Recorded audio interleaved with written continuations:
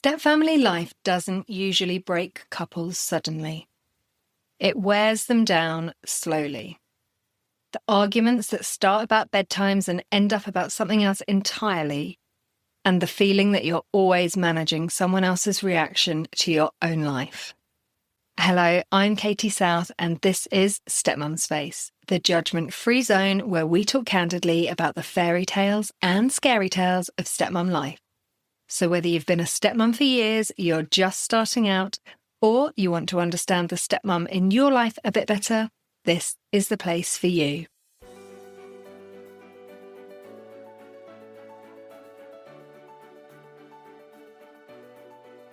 My guest today is Clare. Clare and her partner have 4 children between them, in 4 different schools, in 2 different counties. A hostile ex who hangs up the phone when she hears her voice, but a marriage that genuinely works.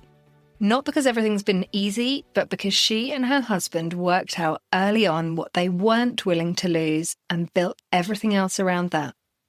What she has about not handing your power away is gold. You're going to love it. So welcome, Clare. Thank you for joining me today. Thank you so much for having me. It's my pleasure. So, as always, very excited to hear your story after getting your voice note because there's a lot. Yes. Do you want to start by telling me a bit about your family situation and where you are now? Yeah. So I recently got remarried. I'm saying recently. It's 2.5 years nearly. I have 2 kids. It's my son's birthday tomorrow. He'll be 15. And my daughter is 13. And my husband, he has a son who is 14 and another son who is 8. His 14-year-old also has autism as well. And all 4 kids are in 4 different schools in 2 different counties. The logistics. The struggle is real. The struggle is real. How did you guys get together? We met through work actually about 8.5 years ago. We got on really well, but we were both married. So we ended up meeting again. It was random. He got took on a trip, I got took on a trip, and we just met there.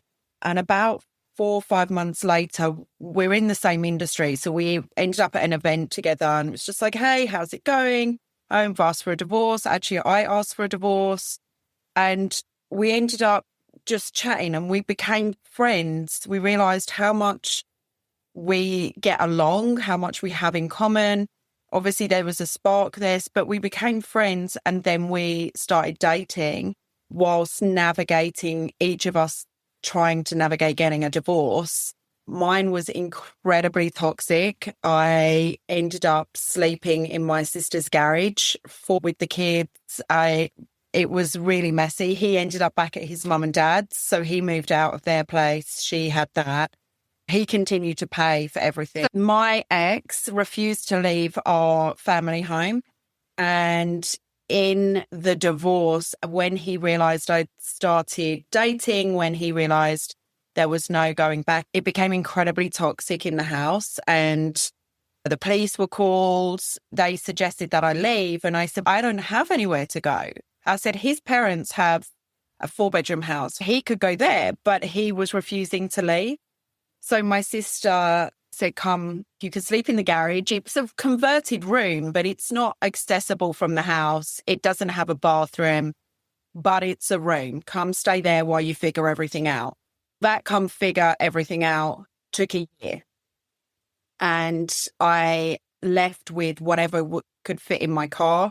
So as much of my stuff as I could, I managed to grab a few just random things. I was like, just some Christmas stuff because Christmas was coming up and it was really important to me. So I grabbed some Christmas things. I grabbed clothes and shoes. I think I grabbed a few toys and a few clothes for the kids, but not many because he had locked most of the kids' clothes in his bedroom. I threw it all in the car and I went to my sister's, and what we thought would be a few weeks for everything to calm down, became a year.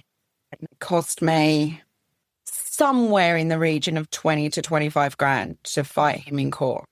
It was a tough year. Were you in court predominantly for the children?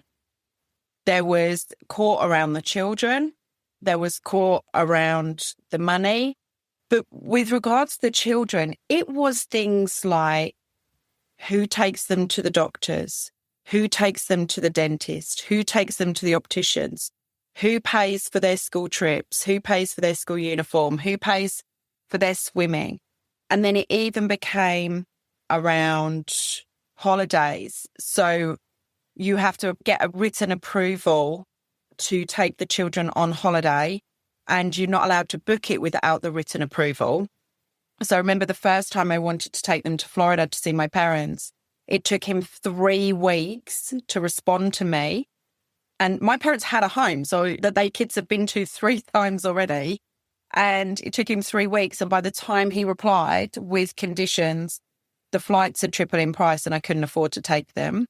I just hate that. In some ways, having court orders can be helpful because it's clear at least what the rules should be. But in other ways, it's so difficult. And I completely understand why you have to have them when you're dealing with somebody like that. But just hard for you. Yeah, it was really hard. And then I had to go back to court to amend the plan because he could take 3 months, 4 months to tell me whether I can or cannot take the children on holiday. And so we had to go back and put a condition in there that it had to be within 7 days.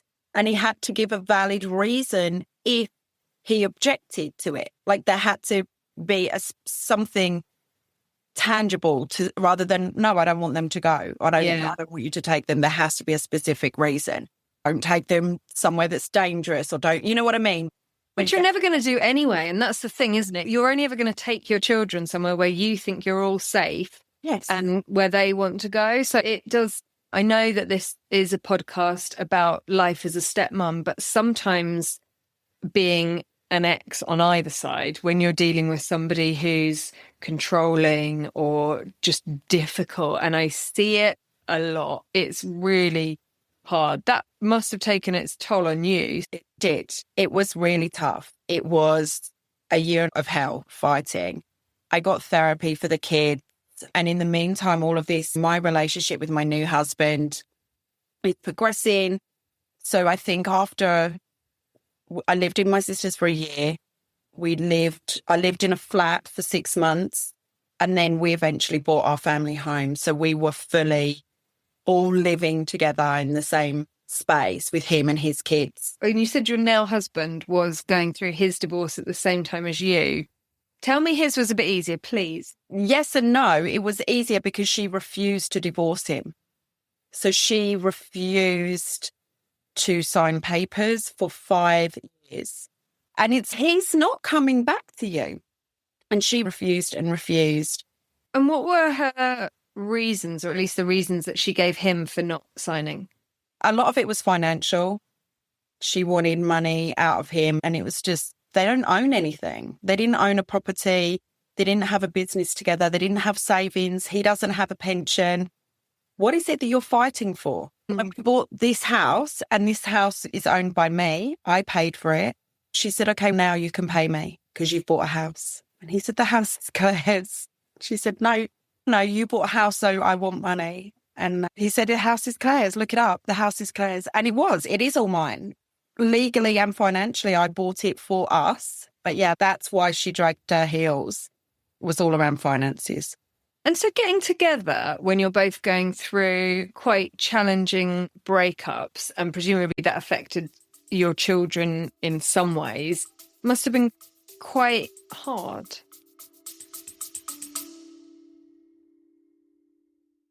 Just a quick one. There's a version of you that existed before you became a stepmom. Confident, sociable, certain of who you were in your own home. And somewhere in all the self-editing, the managing everyone else's feelings and trying to be a perfect stepmom, she went quiet. You're not who you used to be. That's what this role does to you when nobody explains the system you're operating inside. The Stepmum Reset is a small online group I run. It's 2 evenings with women who already understand, where you start finding your way back to the you that you used to be, the one you loved being. Book your place at stepmomspace.com/stepmomreset. Spaces are limited and I won't run this again until 2027. Back to the show. It was tough. I'm not going to lie. It was tough, but we had it from both angles, right? So she would be controlling around the kids and very demanding on money and things like that. And he paid everything that the kids needed. He paid her rent for, God, I want to say nearly a year, so that the kids were safe and secure. They had stability and everything like that. But it was a lot. And I think we just had each other going through it and we knew that it was worth it. I really am proud of our relationship and what we built. We really have got a solid foundation. Do we bicker? Absolutely. We're raising 3 teenagers and, like you say, a preteen. Of course we're bickering and we've both got busy careers. So it is navigating a lot, but fundamentally we are so strong as a couple. And I think that's what got us through that, and getting that friendship first, getting the respect, the understanding. If your foundations are shaky, blending a family is not for the faint-hearted at all. That's always, and I said that to my friend. My friend got a divorce and met someone and he has 3 kids. And I said, get you 2 rock solid before you do anything, because it is bloody hard work. Yeah, you've got to be on the same page. You've got to have that strong relationship and you've got to be able to really communicate about the difficult stuff, haven't you? And there are so many hard conversations to have and so many uncomfortable conversations that you have to have, but you have to be able to have them. Yeah, for sure. It's tricky navigating divorce, navigating 2 divorces.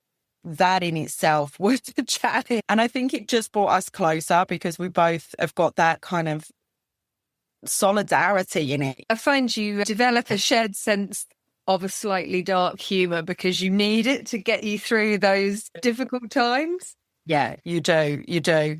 And to be fair, his parents were also amazing. So whilst he moved out and moved back in with his parents, and when he would have the kids, they would be in the same room and things like that. And the little one was a baby when he left her. And I remember any time that I didn't have mine and I went round to his house, like his parents' house, and we had the boys, we had the baby in the cot and the other one in the box room. And it was just like, oh my goodness, mine was 6 and 7 at this point, I think. And I just, oh my God, I've gone back to the baby stage. It's just part of our story. And I feel like his mum was such a wonderful, supportive, loving in-law to me. I'd call on my way to his house crying and the front door would open and a glass of wine had come out. You know, she gave me a key to the house within a few months of meeting me and things like that. And I just thought, this is where I'm supposed to be. That's so nice. I need. Yeah, and it's so important to have that support from extended family when things are really difficult. I've also been really lucky that my husband's mum, dad, siblings have all just been the most welcoming, the most lovely people since the very first time I met them.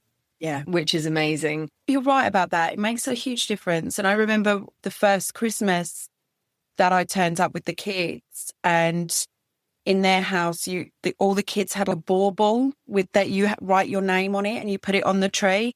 And she had got 2 baubles ready. My mother-in-law, she got 2 baubles ready. She's, here, kids, write your name. You're part of the family now. And I just thought, oh my God, what a blessing. What a blessing of how they treat my kids. And do you know what? It's so funny that you mentioned that because my mother-in-law did exactly the same. Got my little boy. He was 3 or 4 when we got together, and she got him his little own decoration with his name, like from some local crafts person. Which it's just adorable. And to see my parents adore my stepdaughter, and it is really nice. And not everybody is that lucky. So it does massively help when you have that familial support, doesn't it? Yeah, for sure. So tell me about how it was when you guys first started the process of bringing your children together. Like, how did it work? Did you meet his, then he met yours, or did you all meet together? How did it work? We did it all together. We just started doing some play dates. And like, my kids are very switched on, but they know. I was like, let's go to soft play. We're meeting mummy's friend, and mummy's friend's got 2 boys. And So we just did that. We did that quite a few times. Then we did, his sister's kids were having a birthday party. It was like a roller disco. And so we ended up meeting them at a party. And my kids were like, what's going on here? Why are we seeing this guy a few times? I'm like, his mummy's friend. Really? His mummy's friend, is it really? And so, yeah, we just kind of naturally started doing it like that. And luckily, my daughter's like a mother hen. So she just loved being around the little one. And the three bigger ones got on really well. The issue that I had was my two just learnt sarcasm from me. But my stepson's got autism. And so he's very literal. And so we had a period of time, not quite in the early days, but when we moved in together, we had a period of time. I think there must have been about 8 or 9 when we moved in the house, where the sarcasm was so high from my two and Mike's just couldn't get it. And so they used to think it was... Can you just say son couldn't get it? Yeah, his son couldn't get it. And so I had to have a lot of conversations around the level of sarcasm, because I said to the kids, coming across as bullying because you two are laughing, thinking it's hilarious, and he's thinking you're laughing at him. And so we had to do a lot of education with my two around autism and what does that mean and how does his brain work. But also in doing that, he learned thicker skin, which then when he went to secondary school, because he's in a mainstream school, served him well. So I had to balance with my kids their sarcasm, their humour, and how much they found it funny it's just their upbringing. And I've learned to be less sarcastic as I've got older, and I'm co-parent, like 4 kids. But they had to learn when my stepson, we could see it in his face that it was stressing him out or he was being upset. And he thought they were laughing at him, but they were just laughing at what they said. So we learned not quickly, but over a few weeks, couple of months, it was just, okay, what is acceptable in this house and what isn't? What you banter with your friends is different to what you banter at the dinner table, because it's not everybody is on the same page. And in doing that, it was also, they're coming up to secondary school. So that's where they needed a little bit of thicker skin. So I think that's what helped him in a certain way. It's an important life lesson for people to understand. Not everything you find funny, they find funny. But then I also think it's hard for kids who switch houses or who suddenly have to live part-time or full-time with different people, because they're suddenly going into a different family culture and suddenly the way they used to behave isn't okay. And it's totally understandable because you don't want one person getting upset. But all those like shifting behaviours can be quite tricky to navigate. So how was it for you guys bringing the 4 kids from 2 different homes together? Patience and communication. And it was really with the 3 older ones, because the little one doesn't know anything different except me and my kids in his life, because he met us when he was 1. So that was somewhat of an easier one. However, his mum has different rules than we have, so we navigate that. But it was the 3 older ones that were very aware of the change. And it was really like having conversations around expectations. What will we allow? What won't we allow? This is our house rules. You all have the same rules. And if you don't like it, then we have a conversation. As they get older, it gets easier. I go, no, the problems just change. Yeah. Actually, I find it gets harder the older they get. And were you and your husband on the same page about what the rules and boundaries should be in your house? On some stuff. This is the thing, because him and I also had fairly different upbringings. I'm the oldest child. He's the middle child. He's younger than me. So he's 4 years younger than me. So he grew up gaming. I didn't grow up gaming. And there was a zero tolerance and high expectation in my house about the rules. So then when I got with my ex, he is very almost militant in his ruling. It's his way or the highway. There's no deviating from it. There is structure to every element of the day. Everything is planned out. And so I went from that in my childhood, the high expectations, very strict rules, to similar in my old marriage. Now I'm released some of the rules and I am a bit more fluid with things, but we all have to sing from the same hymn sheet. And my current partner, my current husband, is very relaxed. He doesn't think there's any problems with gaming for 18 hours a day. And he doesn't care if they have, whether they eat pudding or don't eat pudding every day. And it's 9 o'clock at night. And they've forgotten, oh, I haven't had pudding today. I'm like, it's 9 o'clock at night, you're not having pudding. No, they need pudding. I'm like, it's 9 o'clock at night. So we've had to learn together that give and take, like what is important to us.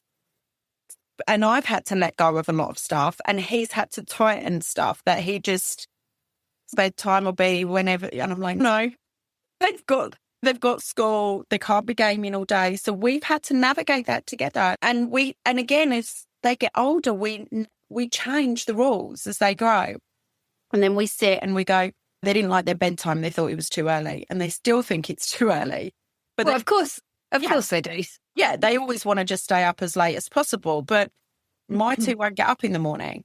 And unfortunately, my stepson has the same bedtime. But if he had a later bedtime, he'd continue to game. He would pull an all-nighter and game all night, whereas my two would come off. And I just don't think that's healthy either. Yeah. I work with quite a lot of couples on things like this, about really understanding and getting on the same page about how you're going to build your life together. And a lot of the time people are coming from, like you say, very different backgrounds. Or also what I see a lot of is the fear that dads have that they're going to lose their kids, or that if they tighten up the expectations or they implement some consequences, the kids aren't going to want to come. So I see lots of lovely, caring dads, but who do sometimes err on the slightly permissive side. And often underneath that, there's this huge fear, isn't there? If I instill these things, I'm going to lose my kids. Do you think some of that was what was going on with your husband? For sure. And we had that conversation this weekend as well, because I had family come stay. And so everyone's playing musical beds, right, where everyone's sleeping to fit everybody in. And he was concerned if we give up my son's room, then he's not going to want to stay here. And I said, but this is his home. And he said, yeah, but he's not in his space. He's not gaming. And I was just like, no. In our family, he can see everyone's moving beds. Everyone's got people coming. We're very open, not an open house in a weird way, but we have family come stay. We have kids come and stay a lot. My two are very sociable. So there's always it's a loving and open home, a safe space for the teenage kids and for our family that come to stay, because my family live quite far away. So it's like he's seen all of that. He knows that sometimes we have to accommodate, and you shouldn't be afraid that he's not going to want to come because he can't sleep in his room for one night. Mm-hmm. It's a fear that you have to get over, or you have to have a conversation with your son and say, look, this is the reason. We're all making adjustments. It's one night or 2 nights. How can we make this better for you? What do you need? That's what I do with mine, is what do you need to accommodate this? You might not like it, but where is there a compromise, or how can I make you feel better about something that's going on? And that's where it's really important that you two as the parents remain at the centre. In terms of the family hierarchy, you two are going to make the rules. You're going to decide what's going to happen, but then it's about how you communicate that to your kids and how you work it through so nobody feels, I don't know, anyone being turfed out of my room. Well, I remember we had a similar situation a while back, and it was when my 2 little ones were really small. So they were both in cabin beds, and the older children weren't. So it was the older children who would have to give up their room for older relatives, because you're not going to ask an elderly relative to get in a cabin bed. And that's a really logical thing. But of course, emotionally, we're like, how are they going to feel giving up their room? Are they going to feel displaced? They're going to feel they're not loved as much. And you can almost over egg it a bit, rather than saying, Granny's coming and we're not going to ask her to get on a bunk bed. Yeah. That's the conversation that we have. And actually, because my daughter's got the best room, so she's inevitably the first one that's turfed out. But I don't necessarily agree with that. And so we have this conversation together and go, who was moved last? And So teething problems with sarcasm aside, how do the kids all get on now? I would say we're in a good place. I feel like it goes in waves. They change, so they'll all change, or some will change and some won't. People's likes, dislikes, what's going on. They get on 90% of the time, right? They're pleasant, they interact, but when they don't, they all bicker like siblings. I think there was for a few years a bit of a power struggle. As they hit secondary schools, there was a bit of a power struggle with who's the loudest or who's got the most attention or just who can make the most noise. But that was quite short-lived, thank God. What's the custody schedule like with your kids and your ex and his kids and his ex? So mine is 50-50. So they come on a Friday and they leave the following Friday for a week. And then my stepsons come on the same Friday, but they leave on Tuesday. We are not allowed any more time with them. So you have all the kids together and then you have a period of 7 days every fortnight with no kids. And how do you find all those transitions? I feel fine about it. It was weird at the start, and I've spoken to other women that have gone through that as well, and they feel lost and they don't know what they're doing and how am I going to fill all my time? And I feel guilty for going out and having a life, and I feel guilty for having fun and all of those things, or I feel guilty that I didn't miss them and I just had me time. We miss our kids, but it's not that deep. Sad feeling is what I mean. We do miss our kids when they're not around, but I loved that they have that opportunity to have the same amount of time as with me as with him, because I always say I divorced him, they didn't. So as much as I dislike him, as much as he dislikes me, we are completely different parents. We're completely different people. They are going to get to a point soon when they can decide where they want to be, and I'm okay with that. But it was never about me taking them away from him. It was about me getting away from him. I do wish that we had my stepsons a little bit more. I know that my husband really misses them so much when they're not here. And we have tried to get more custody. It's been denied by her. It's become a bit more relaxed, so we can get them on ad hoc days. So if he's not working so much or we're not doing anything at the weekend, he'll quite often say, can I take them for lunch or can I take them to the park? So he'll try and do things like that to see more of them. He calls the little one every day. The teenager doesn't want to be called every day. But yeah, I think if we had my stepsons a little bit more, it would be, I'm not saying easier because they live in a different county to us, but emotionally, it would be a bit easier. And in terms of bonding with the kids, it would be the four of them. I do feel like as they're getting older, they're changing. We can really see how different they are. And I do wonder if they had a bit more time together, whether that divide wouldn't be as big. What, if any, type of relationship do you have with your husband's ex? None. No communication, nothing. In fact, if she hears me talking to the boys on the phone, she'll hang up the phone on the boys' devices. Yeah. So she's done that before, where I've talked to the little one and she's gone over and just hung up the phone because she doesn't want to hear my voice. So I don't speak to the boys when they're not here, which is really sad, actually. I can hear my husband talking to them, or if he talks to them when we're in the car, if we're out and about and he talks to them, I'm not allowed to speak up. So that's quite hard because I love them and they're my family. So yeah, I'll go 9 days without speaking to them. And has that affected your relationship with them when they're in your home, do you think? No, it doesn't. I refuse to let that come into my home. From their point of view, it sounds like obviously mum's not very pro you in their house, but it doesn't seem to have affected their attitude towards you. No, the older one a little bit, but I don't know whether that comes from her or whether that is his autism. But yeah, his dad, like I'll tell him, because if his dad's out, I'd say, this is the rules, or we got to do this, or you're not listening to me, give me your phone. And then he'd be like, I'm going to call dad. I'm like, why are you calling dad? Or as soon as his dad comes home, Claire took my phone off me. Yeah, because you weren't listening and you needed a 15-minute timeout. That was your punishment for not listening or not obeying whatever the rules were at that time, right? So that's been quite tough. And in that situation, was your husband supportive of you implementing those boundaries when he wasn't there. Yeah. Yeah, absolutely. Absolutely. And I think that's where we had to build that together, because we are one family. I may not be biologically your mum, but I am your stepmom, and we are a family in this house. And I love you. And these are our rules. It's so good that, although obviously they don't always like the rules, but what kids do, but that hasn't become a massive source of contention or resentment between you and your husband. Yeah. Listen, there are days where it's really hard. We've got all of them that are something is going on. And last year was incredibly tough to parent them. And it ended up being him and I. We had a few times where we'd just start shouting at each other just to be heard. And we just went, this isn't healthy. And this isn't the environment that the kids need. They need to see that we are united. And we are. Once that tension's gone, we have a convo and we're united. And we realised last year we did that a few times. The kids are in the house, but they could hear us because we're bickering over something that's happened.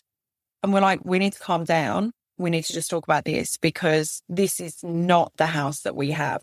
We didn't fight all of these years to be together and build this family to have these arguments. Let's assess exactly what the problem is. What is it that isn't working, and what do we need to change? Do we need to call the kids down and have a conversation about it? Or do you need to go talk to yours? I go to talk to mine, and we come back and realign. So we did that. We did that a few times last year, because there really was growing pains with the kids. And him and I, both of our careers got incredibly busy last year. And so there was a lot of pressure all around. So I'm not saying we're a perfect blended family. We're absolutely not, but we can talk through it. And I think if you can't talk it through, even if you have to walk away and go, I'm too mad, sad, disappointed, whatever, and then go, I'm going to come back and remove the emotion and deal with the facts. That's how you can move forward. And really importantly, you got a husband who's got your back. Yeah. And that for so many women is something that they don't always have. Yeah. And it's tough. And I think that's why part of why I left is I just didn't feel like me and my ex were on the same page. We were different people. It was more of a dictatorship. And that's why this relationship is totally different. And no relationship is easy. Parenting isn't easy, but you're mixing in my upbringing, his upbringing, like how we parent the kids together and the challenges that brings. And then mine go to their dads and his go to their mums, and they have completely different rules and expectations. So I think it's just having a little bit of grace and to just go, it's okay that not everything's perfect. It's okay we don't have it all figured out. But as long as we're willing to figure it out together, then that's how we're able to move forward and navigate when times get tough or hard or difficult or complicated. And they will when you're raising kids. And it's so true what you say. And you see so many women who will talk about, they look at their friends in first families and it's so much easier and everybody's so much happier. And there is definitely much more of a logistical, emotional challenges in step families by design, but it's not perfect on the other side. It's just different, and you need the tools to be able to navigate your step family in the way that supports you, because actually, much like with biological motherhood or adopted motherhood, if you put the stepmom's well-being first, actually everybody's well-being benefits. But what we tend to do is go, we've just got to do what the children want. We've just got to keep the children happy. And in the long term, you're probably not doing the right thing by them, because it's always done with fear underneath. Whereas if you can parent your children, and what I help a lot of men do is parent their children with confidence. So still with love and care and respect, all those really important things, but with confidence to be the parent they want to be, rather than be a parent full of fear that they might lose their kids. Yeah. And I think you're absolutely right. And I think it's such a shame. And part of that, I wonder whether that comes from their exes and the fear that they've put in them and the control that they try and have. And rather than thinking about the well-being of the kids, they're thinking about their emotional well-being. And so that filters down. Oh, I didn't like the way you did that. So you're not getting the kids tomorrow, or you're not getting them back next week. And I find that such a shame that it filters down from the exes through the parenting. And that was something that I spoke to someone recently, and they said, did you not have a fear of your ex bringing someone else in? And I said, but why? Why would I not want someone to come and love my kids and teach them things that I can't and make them happy when I'm not there? That's a me issue. That's a jealousy. I want someone that comes and loves my kids and gives them great experiences. And I do think there's almost like these two narratives that exist in society, which is one, you've got to be like really pro your kids getting a stepmom because it's someone else to love them, or you've got to be really resentful and jealous because you think they're going to take your kids. And actually, as with most things, we need to let all the kind of complexities and differing narratives around it sit together. But I would say it's quite normal for women to actually feel positive about the stepmom, but still find it difficult that their children aren't there all the time. Both of those things can be true. You don't have to sit in a camp where you're thrilled about it or where you're really angry about it. You're absolutely right. Yeah. And I think that as, of course, media, culture, society, they love to just push the very single narrative. Ex and stepmom are best friends, or ex and stepmom hate each other. You never hear anything in between. Yeah. Yeah, you're absolutely right. And thank you for highlighting that, because I do think all of those things that you said are true. My husband's ex really doesn't like me. And yeah, would I wish it's different? Yeah, of course. It would make things easier, but it doesn't change how I feel towards the kids or how I treat the kids. And I think my ex has got a new partner, and the only thing I said to them, I said two things. Do you like her? And is she nice to you? And the answer was yes on both. I said, that's all mummy needs to know. I need to trust my ex that he's not going to bring somebody in that's going to be hurtful to my kids. And I asked the question and they said, she's fine. Like, everything's fine. I said, okay. Mentioned something then, you said, oh, that your husband's ex doesn't like you. Does that bother you? Not really. I'm not going to lie. Not really. I don't need her to like me. She should respect me, that in everything that I do for the kids, she should have a level of, not should, I would like her to have a level of respect for me and the way that I co-raise her kids, because I do everything for them. I've helped the older one tie his shoes. I taught the younger one how to ride his bike. I've helped them both to read. I feed them healthy foods. I love them and hug them and praise them and all of their things. So I would like her respect for that. Do I need it?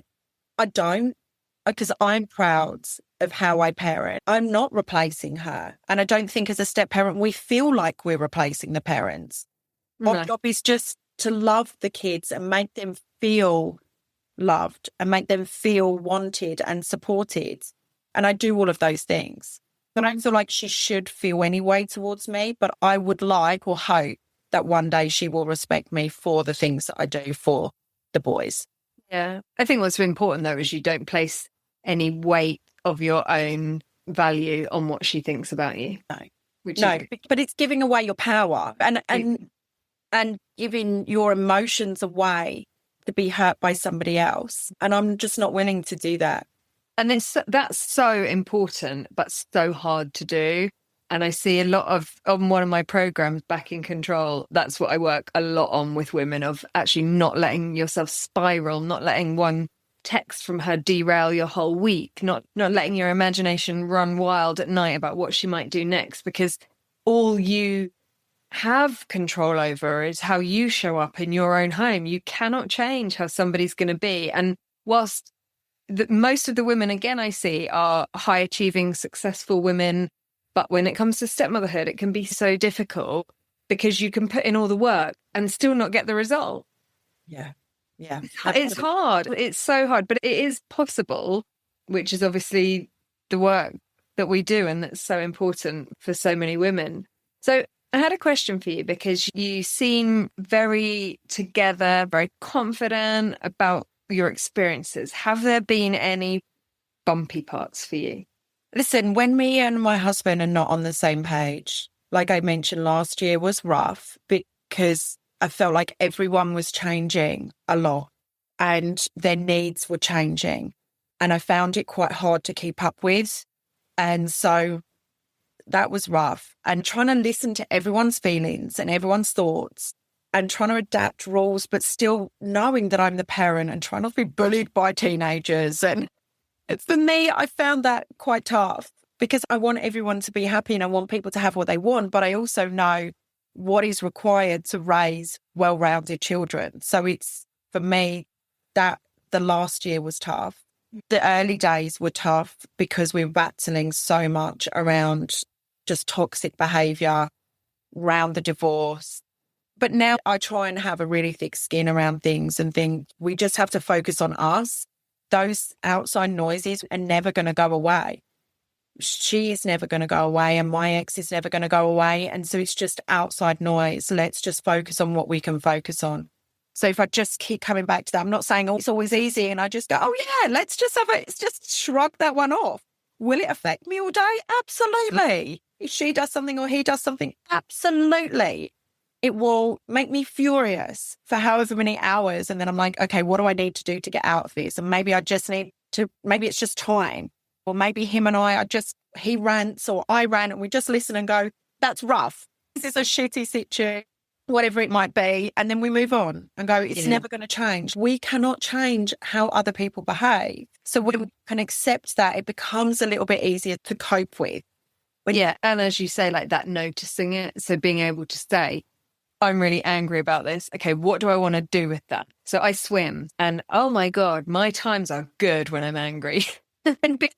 Because it just goes for it. Other people like to go for a run or rage cleaning is also one of my things. So quite good. I have productive anger reflexes. But yeah, noticing what's setting you off and then being able to take control of that in yourself and say, what am I going to do with that? Working out what helps you. It's different for everybody. So there'll be women listening to this who are in dire straits trying to bring two families together, different children at different homes. What do you wish you'd known at the beginning of it? It's a great question. What I would say is everything that you're going through is worth it. Right? You're in the mess right now. And if you feel like we are never getting out of this, you will. You will find the right way. Will you have to pivot 10,000 times as the kids grow up and you deal with the exes and all the BS that you get thrown at? Absolutely. But just stay genuine and stay true to what you believe you want for your family, you and your partner, what you want for your family. Get aligned in it. And just keep moving forward. And the road is never straight. It's wiggly and zigzags and all the things. And you might end up having to reverse a bit before you go back forward. But just know that it is all worth it. Just stay focused and do things your way. Listen to your gut instinct. Listen to what is working for you, what you want. Why have you fought so hard to blend your family, to give the power away to somebody else? So stay in great communication, even when it's tough. You have to communicate, stay aligned to navigate as life changes and you blend the family and as everybody grows and you take the hits from the outside noise. Just stay focused on what you want as your family. I love that. What a great place to finish, Claire. Thank you so much for your time today and for your words of wisdom at the end there. I know there'll be a lot of people who will really appreciate them.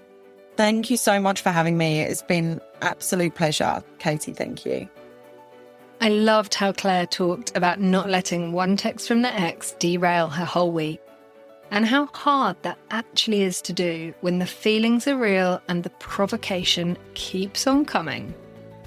If that's where you are at the moment, the Influence Gap Guide is free and it's made for exactly this. Understanding why certain things in stepfamily life are so hard to stop thinking about and what to do instead. You can get it free at stepmumspace.com/influencegap. I'll pop the link in the show notes. And if this podcast has helped you, please rate or review wherever you listen. It really helps us get to the women who need us. I'll be back soon with another new episode. Till then, take care.